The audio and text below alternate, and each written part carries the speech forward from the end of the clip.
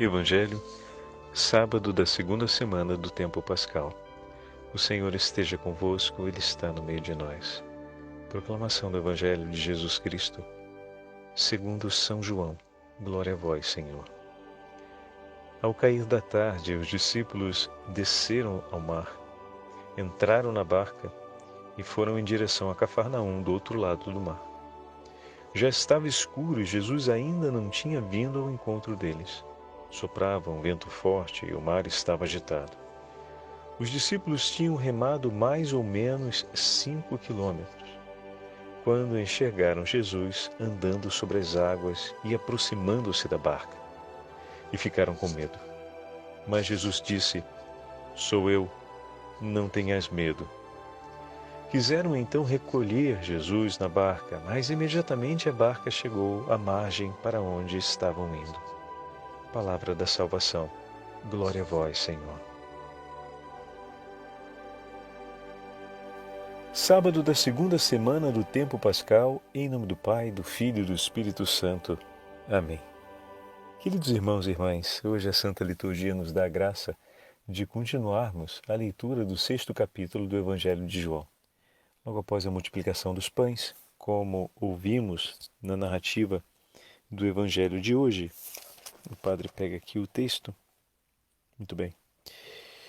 Jesus, porém, sabendo que viriam buscá-lo para fazê-lo rei, refugiou-se de novo sozinho na montanha. Assim terminamos a leitura do Evangelho de ontem no 15º capítulo, no 15º versículo. Hoje começamos no 16º. Ao entardecer, seus discípulos desceram ao mar e subiram num barco. Dirigiram-se a Cafarnaum, do outro lado do mar. Bom, já estava escuro e Jesus ainda não viera encontrá-los. Além disso, soprava um vento forte e o mar ia se encrespando. Interessante, meus irmãos. Os discípulos seguiram sem Jesus, obviamente seguiram pela ordem do Senhor de irem avante, porque ele se retirou, como nós vimos, para um lugar sozinho. O Senhor se recolhe na presença de Deus e envia seus discípulos. Os discípulos não deliberaram de seguir como queriam, para onde gostariam de ir. Provavelmente o Senhor deu a instrução, como ouvimos na narrativa dos sinóticos. O Senhor diz para que eles sigam para outra margem e permanece sozinho em oração. Cristo se recolhe em oração, em um momento importante daquele encontro com a multidão. A multidão tentava proclamá-lo rei, mas Jesus não veio para um trono nesse tempo. Jesus não veio para reinar como os demais reis. O seu cetro, o cetro que um rei traz nas mãos, Cristo Jesus trouxe, como vimos na noite de Páscoa, a cruz. Com a cruz, ele anuncia, melhor dizendo, demonstra o seu poder sobre a morte, o seu poder sobre o pecado, o seu poder sobre todas as coisas. Cristo venceu a morte e nos trouxe a vida. A multidão queria proclamá-lo rei, segundo a tradição mosaica e segundo não apenas as profecias, mas as revelações de que estava por vir o rei Messias. Mas como o próprio Senhor disse a Pilatos, o seu reino não é desse mundo. Jesus se recolhe na presença do Pai, em oração. E o que o Senhor levou em oração naquele momento? É uma pergunta que nos acompanha. Com um pouco de curiosidade, mas também podemos olhar, não com curiosidade, mas à luz do 10º capítulo, que nos fala sobre o bom pastor. Como o bom pastor se recolhe na presença de Deus para falar com ele do seu rebanho. O seu rebanho que esperava algo. O seu rebanho que trazia um desejo de encontrar Deus, o seu rebanho que estava sedento de justiça, sedento por vida, sedento por uma palavra de paz. Estavam como ovelhas cansadas que caminham sem pastor. Em outro momento o Senhor olha a multidão e se compadece da multidão, essa mesma multidão que é olhada por Jesus em diversas passagens do Evangelho. Ora o Senhor ora com compaixão, porque são como ovelhas sem pastor. Em outro momento olha e se preocupa com eles, como agora. Em outro momento, como no caminho do Calvário, levanta não mais diante de uma grande multidão, mas de uma pequena multidão que o cerca, não tão grande quanto essa, mas misturada com aqueles que se compadecem de suas dores, com aqueles que sofrem unidos às suas dores, com aqueles que desejam as suas dores. E olhando para essa multidão que o cerca, conforta as mulheres de Israel, como rezamos na Via Sacra. Tem uma palavra de consolação. Em outro momento ele é pressionado pela multidão e sente o toque na orla de suas vestes daquela que tocou o seu coração, pois tocou em suas vestes com fé. O próprio Senhor falava disso em outro momento e nós recuperamos em uma das meditações. Cristo ressuscitado é agora visto não mais com os olhos da carne, mas é visto com os olhos da fé. E aquela mulher, conhecida como hemorroísa, toca as vestes do Senhor cheia de fé, e o Senhor sente o seu toque, se deixa tocar, sente o seu toque e para o seu caminho para olhar para ela. Esse é o Senhor que olha a multidão compadecido, de maneira zelosa, com o cuidado do bom pastor, que conhece a cada um dentro dessa multidão, que se dirige a uns e a outros, conforme a justiça e a verdade. Esse Senhor se recolhe na presença do Pai e leva diante do Pai tudo isso que tem em seu coração. Pois ele não vê a multidão como um todo, mas cada um que está ali. Ele vê ao mesmo tempo toda Israel presente ali. E naquela pequena multidão, todo o cosmos, ou seja, todos os homens, todo o rebanho a ele confiado, a multidão dos filhos de Adão, que são mais do que aqueles da casa de Israel e que esperam pelo dia glorioso do Messias, que será anunciado e que triunfará sobre o madeiro da cruz, vencendo a morte e nos garantindo a vida eterna. Com que coração o Senhor não rezou pela necessidade de cada um daqueles que estavam ali? Com que palavras o Senhor não glorificou o Pai? Ele que disse que o Pai atraiu para ele e ninguém vai até ele se não for guiado pelo Pai. E ele, quando for levantado na cruz, atrairá a si todos os povos. E aquela multidão que vem até ele. Com que coração o Senhor, que no Evangelho de Lucas aparece tantas vezes, bendizendo e glorificando o nome do Senhor onipotente, o nome do Pai, naquele recolhimento silencioso, com que palavras o Senhor não glorificou ao Pai por essa multidão que o Pai conduz até ele, para ouvir as suas palavras, para testemunhar os seus sinais, os seus milagres, para acolher o anúncio do Evangelho e, por fim, professarem a fé no nome do Deus vivo. Ele que incessantemente diz e repete: todo aquele que vir a ele e guardar suas palavras terá vida eterna, pois o Pai desde sempre nos criou para que tenhamos vida e vida em abundância. Quantos são os homens e mulheres que vêm ao seu encontro buscando a vida que só Deus pode oferecer por eles? Seguramente, meus irmãos e minhas irmãs, aquele tempo de oração foi um tempo tão íntimo de Jesus com o Pai, mas um tempo tão nosso. Um tempo de diálogo íntimo entre o Pai e o Filho, cujo tema, cuja preocupação, cujo conteúdo desses corações que trocam entre si afetos de intimidade, tem por tema eu e você e todos aqueles que Deus ama. Como é bom saber que Deus, na sua intimidade, fala de nós, pensa em nós, se alegra por nós, sofre também por nós. E nós, na nossa intimidade, pensamos em Deus, falamos de Deus, nos alegramos ou choramos por Ele. Na nossa intimidade, quando estamos sozinhos,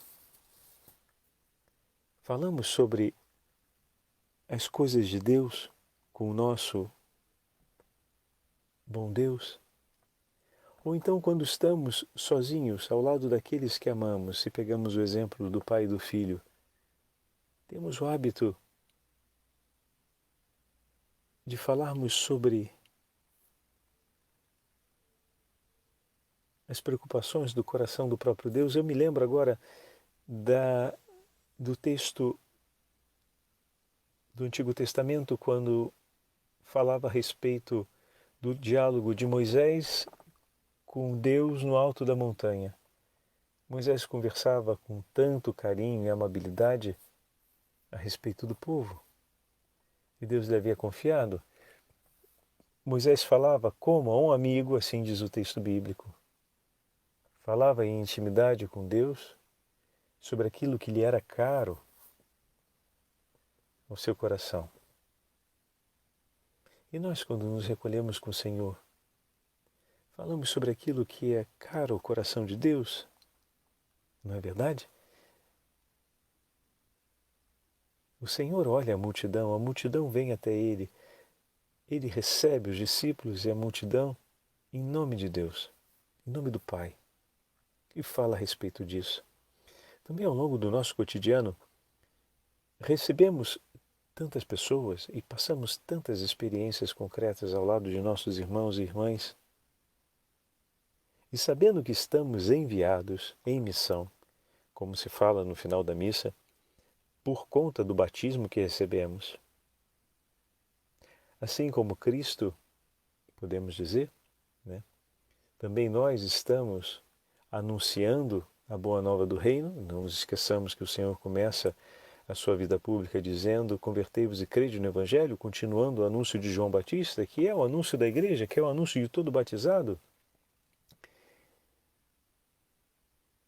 E ao realizar isso, Jesus encontra com as pessoas, acolhe as pessoas, recolhe a experiência de seus corações, enquanto testemunha a verdade do Evangelho. Também a nós foi dada a graça do Espírito Santo, e quando nos encontramos com as pessoas, anunciamos o Evangelho no nosso modo de vida, ensinamos o modo de vida cristão, também vamos recolhendo essa experiência com o próximo.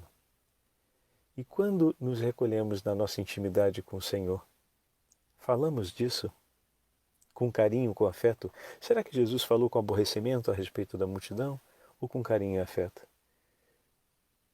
Será que os olhos de Jesus não iam para além daquilo que a multidão poderia esperar dele? Porque esperava um Messias rei, que aceitasse essa condição e fosse coroado e ponto baixo, depois fizesse o que tem que fazer. Mas Jesus olhava para além disso. Eles olhavam até aí para Jesus, mas Jesus olhava para além disso. Às vezes os outros olham para nós até onde eles conseguem, dentro da expectativa, da estimativa que eles têm a respeito do que podemos ser, fazer e oferecer por eles. Mas nós olhamos para além disso. Nós vemos a nossa relação ao lado do próximo. Para além disso, como o Senhor, não obstante ser esperado, desejado e de certa forma constrangido a isso, né? Ele olha para além. Ele não para ali. Ele não se irrita porque não é como deveria ser, entre aspas. Ele não os acusa por ignorância ou por descuido do ensinamento da tradição, ou pela incapacidade deles de verem e ouvirem. O Senhor simplesmente vai para além daquilo que eles esperam. Eles esperavam um sim e uma boa disposição para cumprir aquilo que seria, digamos assim, politicamente correto. Você faz bem as coisas, você demonstra ter sucesso, você traz sobre si sinais que são divinos, agora, para ficar bem, aceita e segue adiante e nós estamos contigo. Seria o politicamente correto ou conveniente? Mas Jesus frustra eles, né? Segue o seu caminho. Não é a sua hora, não é rei para esse tempo, como vai dizer Pilatos. Mas o Senhor não vira as costas para eles porque agiram assim. O Senhor não os acusa, não dá neles uma paulada moral porque não viram o que deveriam ver. Estão percebendo a delicadeza de Jesus? Jesus vê além e por ver além permanece para ajudá-los a com Ele compreenderem o mistério de Deus. Também nós escolhemos, quando vivemos uma experiência de sermos medidos ou sermos configurados numa expectativa para a qual entendemos que não vamos corresponder, porque não é aquilo que o Senhor espera para nós e não é aquilo que é a proposta que Deus faz para a nossa vida, ainda assim conseguimos com mansidão ir para além disso e permanecer ao lado dos nossos irmãos sem gerar uma atitude de separação ou de repúdio para ajudá-los a ir além, a ver além, a sentir além. Imagina quantos talvez não tenham virado as costas para Jesus por Jesus não ter aceitado ser coroado ou ser levado para que fosse proclamado publicamente como rei. Muitos talvez tenham se irritado com ele. Nós vamos ver em um determinado momento do Evangelho que muitos viram as costas depois do discurso do Pão da Vida, por exemplo. Ou quando o Senhor faz a apresentação do seu sofrimento e do possível, inicialmente possível, né, na compreensão deles, possível falimento, muitos viram as costas e se vão. Mas Jesus não vira as costas para eles. Eles se foram, mas Jesus permaneceu e foi ao Calvário por eles também.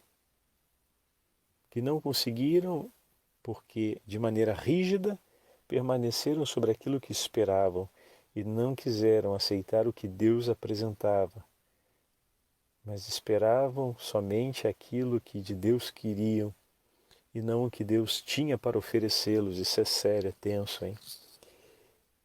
Porém o Senhor permaneceu por eles.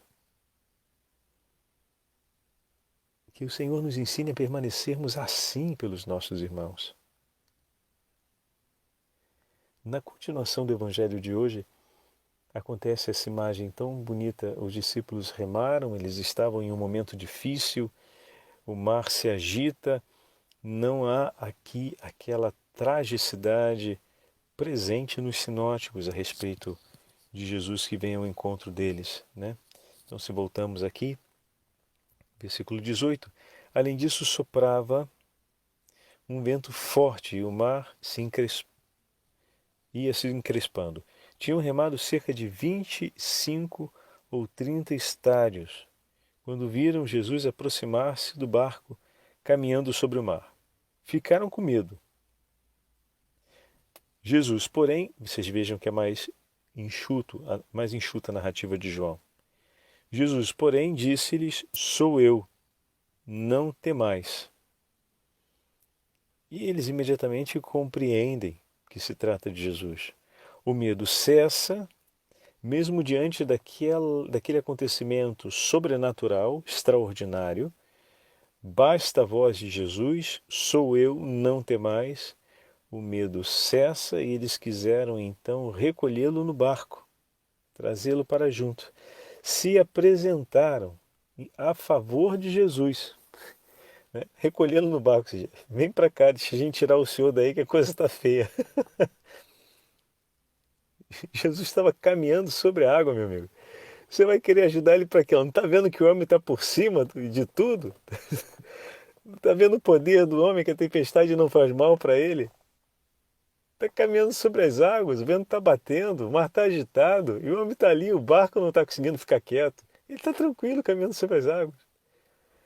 Mas os discípulos tentam recolher ele para o barco. Hein? É até engraçada a cena, né? Mas ao mesmo tempo delicada. Tira o Senhor dessa situação que ele está. Traz ele aqui para dentro. Traz ele para junto de nós. Ou seria uma ambição muito grande da parte deles de querer que Jesus venha para junto do barco? Se já é Jesus, para que vir para junto do barco assim com tanta pressa?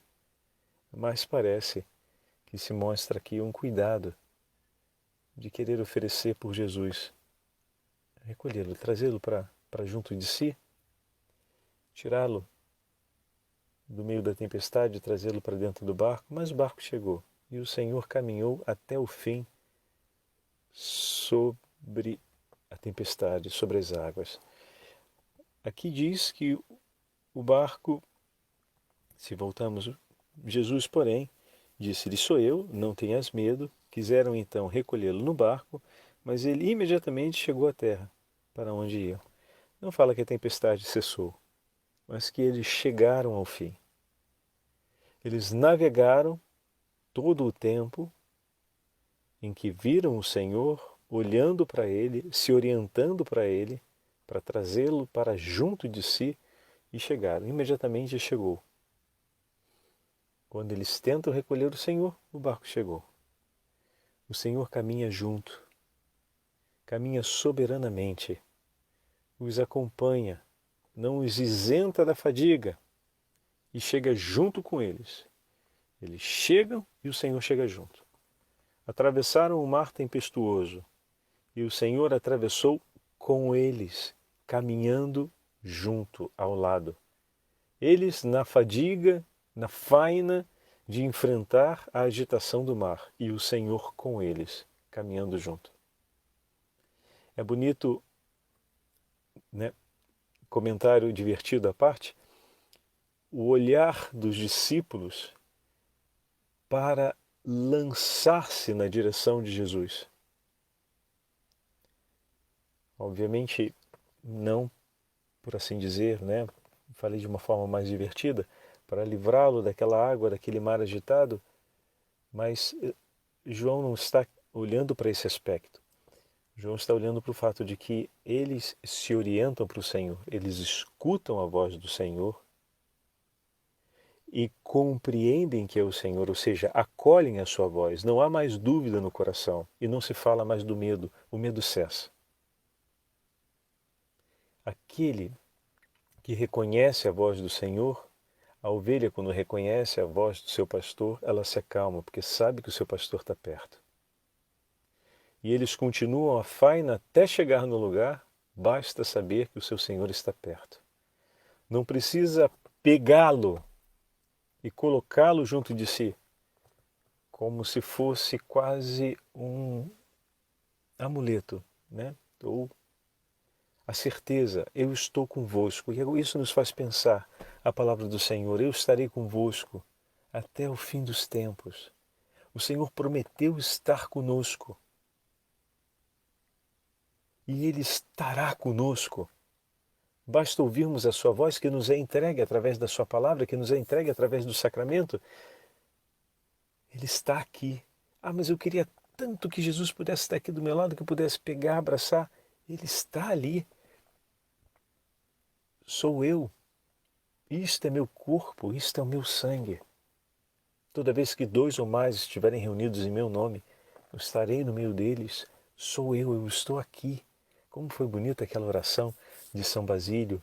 Se leu-se aqui, o padre leu ontem para vocês. Do Senhor que está ali, que acompanha de perto cada coisa, cada passo na nossa vida. Senhor, como é bom saber que o Senhor está conosco, caminha conosco. Caminha sobre o nosso medo. A tempestade nos ameaça, mas o Senhor caminha sobre as águas que se agitam. O Senhor domina sobre tudo aquilo que nos ameaça. Olha o anúncio aqui daquilo que será o triunfo do Senhor sobre a morte. A vitória triunfal de Cristo sobre a morte.